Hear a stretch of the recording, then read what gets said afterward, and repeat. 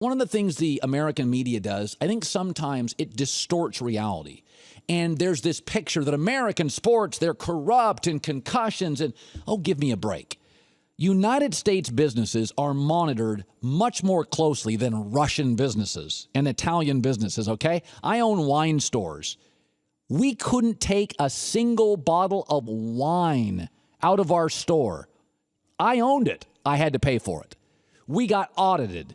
We audited ourselves. There's a liquor board. I've had friends who've owned restaurants, Europeans that come to America, and they're like, are you kidding me? Everything's under the table over there.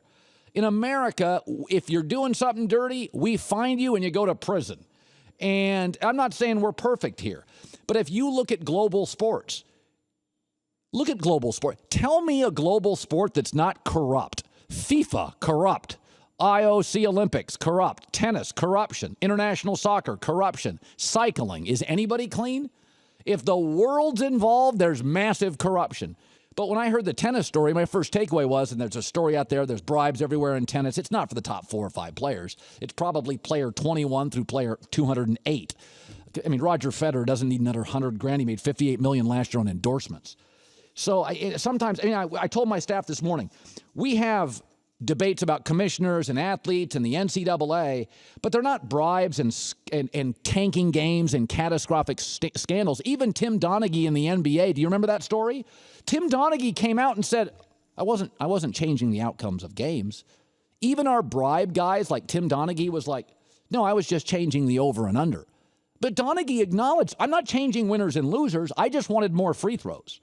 I was calling extra fouls so we had more free throws and more points, because the NBA average for free throw shooting is probably 72%, 73%, which is better than field goals.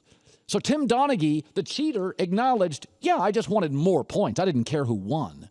Even our tank guys, our bribe guys, our bad guys, I just trying to marginally change it. It cracks me up. Like, I hear all the time people get so angry. The media is like, this is outrageous. College athletes are not paid. That's not corruption. That's a debate. Bribing is, we're going to host the Super Bowl in Ames, Iowa. Yeah, that's a bribe. Like that's what happens in like Russia with Putin. If you disagree with him on the sports council, you disappear.